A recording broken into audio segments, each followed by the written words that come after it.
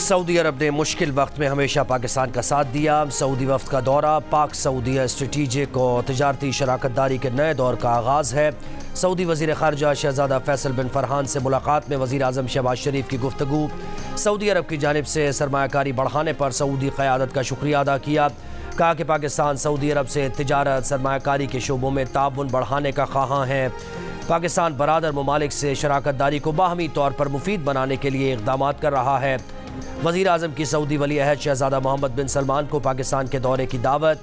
Saudi वफ़द ने वज़ीर आज़म के पुरतपाक इस्तक़बाल और मेहमान नवाजी का शुक्रिया अदा किया।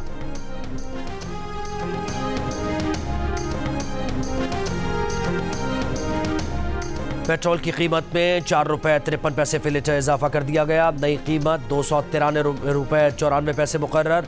डीजल की कीमत 8 रुपये 14 पैसे इजाफे के बाद 290 रुपये 38 पैसे फ़ी लीटर हो गई।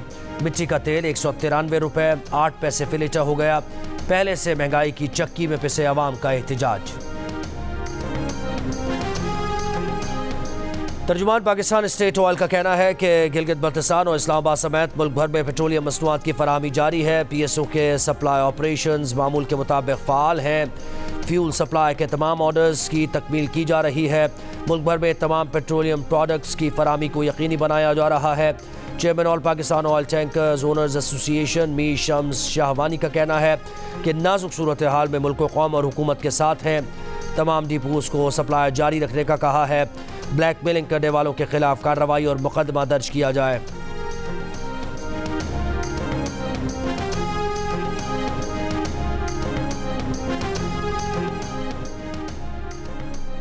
फैजाबाद धरना इंक्वायरी कमीशन ने साबिक DGISI फैज़ हमीद को क्लीन चिट दे दी। कमीशन रिपोर्ट के मुताबिक उस वक्त के DGISI और आर्मी चीफ ने फैज़ हमीद को मुआहदे की इजाज़त दी। फैज़ हमीद ने बतौर मेजर जनरल DGC मुआहदे पर दस्तखत करना थे। जनरल फैज़ के दस्तखत पर उस वक्त के वज़ीर आज़म शाहिद खान अब्बासी और वज़ीर दाखिला एहसन इकबाल ने भी इत्तफाक किया था।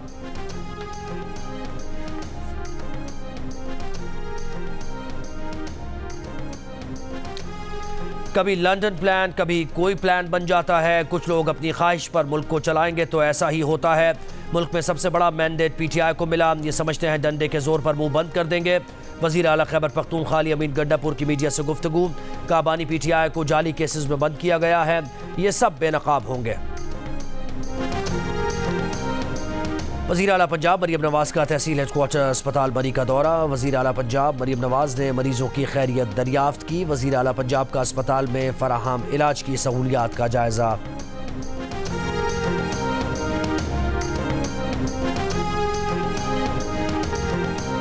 बुशरा बीबी की बनी गाला से अडियाला जेल मुंतकिली की दरखास्त खारिज। इस्लामाबाद हाई कोर्ट ने बुशरा बीबी की दरखास्त अदम पैरवी पर खारिज की। वकला की अदम पेशी पर अदालत बरहम। दरखास्त खारिज करने वाले जज जस्टिस मियां गुल हसन औरंगजेब ने रिमार्क्स दिए, अदालत के साथ सियासत खेल रहे हैं, मजाक बना हुआ है। कहा भी था कि आज सुनकर इस केस का फैसला करेंगे, फिर भी नहीं आए। ये वो भी नहीं चाहते कि घर से जेल चली जाए। उन्होंने जो रिलीफ मांगा है पता नहीं वो चाहते भी हैं या नहीं। स्टेट काउंसिल से मुकालमा करते हुए कहा कि आप भी ठीक काम नहीं कर रहे।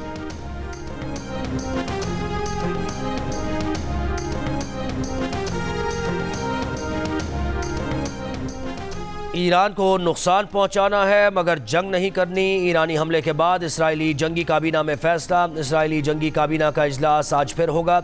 अमरीकी वज़ीर ख़ारजा एंटनी ब्लिंकन ने कहा कि मशरिक़ वस्ता कशीदगी में इजाफा नहीं देखना चाहते, सिफारती राबते कर रहे हैं। ईरानी वज़ीर ख़ारजा का कहना है कि कशीदगी में इजाफा नहीं चाहते, लेकिन इसराइल की इंतकामी कार्रवाई का फौरी और पहले से ज़्यादा सख्त जवाब देंगे।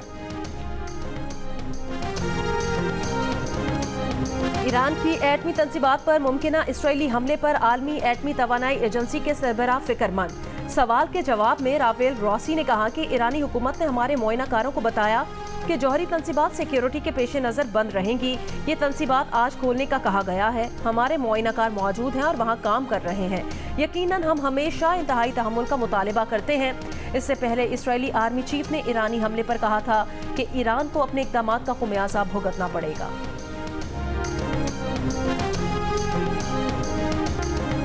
अमरीकी कौमी सलामती के तर्जुमान जॉन कर्बी ने कहा कि ईरान पर मुआशी दबाव बढ़ाने के लिए काम कर रहे हैं। ये बात गलत है कि ईरान ने इसराइली हमले की वार्निंग पहले दी थी। ईरान से पैगाम मिला था लेकिन कोई वक्त, हदफ या रद्द अमल की नौयत शामिल नहीं थी। ईरान की वाज़ेह नीयत बहुत ज़्यादा तबाही की थी। इसराइल आज बहुत मजबूत स्ट्रेटेजिक पोजीशन में है। क्या वफाकी काबीना ने वुज़रा और मुशीरों के लिए 12 अरब रुपए से ज़ायद की नई लग्जरी गाड़ियाँ खरीदने की मंजूरी दे दी। जियो फैक्ट चेक ने सोशल मीडिया पर फैली इस खबर की तरदीद कर दी। जियो फैक्ट चेक के राबता करने पर सेक्रेटरी वफाकी काबीना कामरान अली अफजल ने कहा, ऐसी कोई चीज़ नहीं क्योंकि उसके फंड्स उनके पास होते हैं। वफाकी वज़ीर बराए समंदर पार पाकिस्तानी ज़ो तरक्की और इंसानी वसाइल चौधरी सालिक हुसैन और वज़ीर दाखिला मोहसिन नकवी ने भी वुज़रा के लिए 12 अरब रुपए की लग्जरी गाड़ियों की खरीदारी के दावे को मुस्तरद किया। जियो फैक्ट चेक सोशल मीडिया पर फैली खबरों की जांच का मौसर प्लेटफॉर्म है। किसी भी खबर की हकीकत जानने के लिए जियो फैक्ट चेक से रब्ता किया जा सकता है। फेक न्यूज़ से छुटकारा पाकर जियो।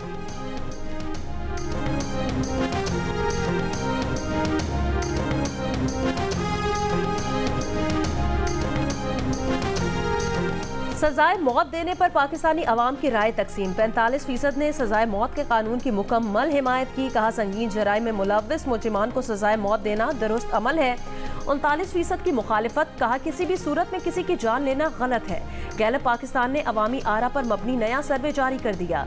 सर्वे में 11% पाकिस्तानियों ने सजाए मौत देने पर दरमियाना मौक़िफ़ इख्तियार किया। ना खुलकर हिमायत की और ना ही मुखालफत की।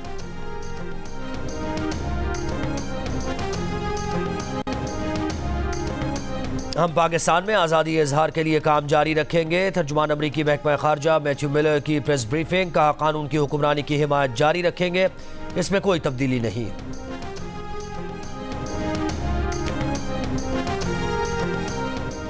इसराइली फौज के गजा में हमले जारी। मजीद 68 फलस्तीनी शहीद। बेघर फलस्तीनी खानदानों की शिमाली गजा में अपने घरों को वापसी की कोशिश। शिमाली गजा वापस जाने वाले लोगों पर इसराइली फौज की फायरिंग। फलस्तीनी लड़की शहीद। ईद के रोज इसराइली हमले में जख्मी होने वाली हमास रहनुमा इस्माइल हनिया की कमसिन पोती जख्मों की ताब न लाते हुए शहीद हो गई। ईद पर इसराइली हमले में इस्माइल हनिया के बेटे और पोते भी शहीद हो गए थे।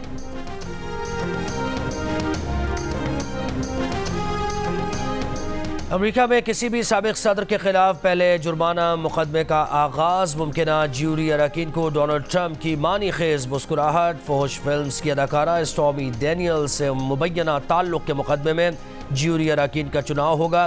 ज्यूरी फैसला करेगी कि ट्रंप ने माली बदउनवानी तो नहीं की। ये फैसला भी करेगी कि ट्रंप ने अदाकारा को $1,30,000 छुपा कर तो नहीं दिए।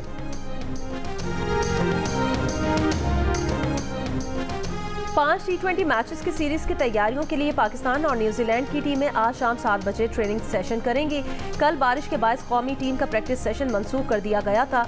पाक न्यूजीलैंड के दरमियान पहला मैच 18 अप्रैल को खेला जाएगा। सीरीज के तमाम मैचेस जियो सुपर बराह रास्त नशर करेगा।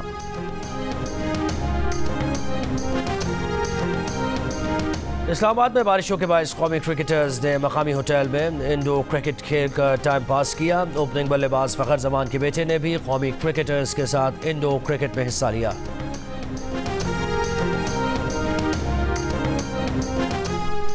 पाकिस्तान और वेस्टइंडीज की विमेन टीमों का नेशनल बैंक स्टेडियम कराची में प्रैक्टिस सेशन। पाकिस्तान और वेस्टइंडीज के दरमियान वनडे सीरीज का आगाज 18 अप्रैल से होगा। दोनों टीमों के दरमियान होने वाले मैचेस जियो सुपर बराह रास्त नशर करेगा। कि असीं इस जीवन दे विच इस धरती नूं मत्था टेकण आए हैं। जन्म स्थान ननकाना में बैसाखी मेले की तकरीबात जारी। सिख यात्री मजहबी रसूमात अदा कर रहे हैं। सिख यात्रियों का कहना है कि हुकूमत ने यात्रियों के लिए बेहतरीन इंतजाम किए हैं। बैसाखी त्यौहार की 3 रोज़ा तकरीबात 17 अप्रैल तक जारी रहेंगी। सिख यात्री मजहबी रसूमात की अदायगी के बाद 18 अप्रैल को रवाना होंगे।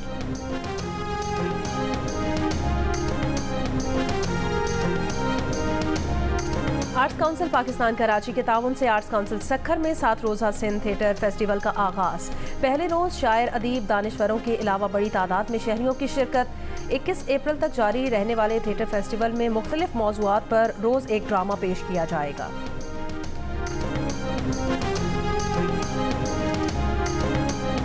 मिल्लत एक्सप्रेस में खातून पर तशद्दुद करने वाला रेलवेज एहलकार मीर हसन जमानत पर है। आज दोबारा अदालत में जाएंगे ताकि जमानत मंसूख कराई जा सके। तर्जुमान रेलवेज बाबर अली रजा की जियो न्यूज़ के प्रोग्राम जियो पाकिस्तान में गुफ्तगू। का खातून की लाश नेगोट के करीब रिली थाना मुल्तान डिवीजन से मिली। पुलिस एहलकार की सीडिया भी निकाली गई है, जिसके मुताबिक 7 और 8 तारीख को एहलकार का कराची हैदराबाद में ही होना पाया जाता है। एहलकार को 7 तारीख को 7:25 पर हैदराबाद में असलहा जमा कराते न सिर्फ स्टेशन अमले ने देखा है, बल्कि उसका रजिस्टर में भी रिकॉर्ड मौजूद है। उन्होंने कहा कि खातून के ट्रेन से छलांग लगाने पर मुसाफिरों ने शोर किया। अभी तक की इत्तलात के मुताबिक खातून ने खुद छलांग लगाई, लेकिन हम किसी पहलू को नज़रअंदाज नहीं कर रहे।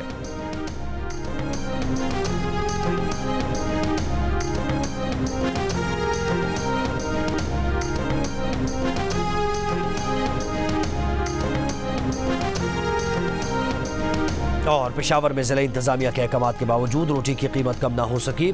शहरियों का कहना है कि 120 ग्राम की रोटी 20, जबकि 240 ग्राम की रोटी 40 रुपए में फ़रोख्त की जा रही है। ज़िला इंतजामिया ने 100 ग्राम रोटी की कीमत 5 रुपए कम करके 15 रुपए मुकर्रर की है। लाहौर में 16 रुपए की रोटी का फैसला ना मानने वाले नान भाइयों के खिलाफ पंजाब हुकूमत का क्रैकडाउन। महंगी रोटी और नान फरोख्त करने पर कई तनूम मालिकान गिरफ्तार, जुर्माने भी आयद।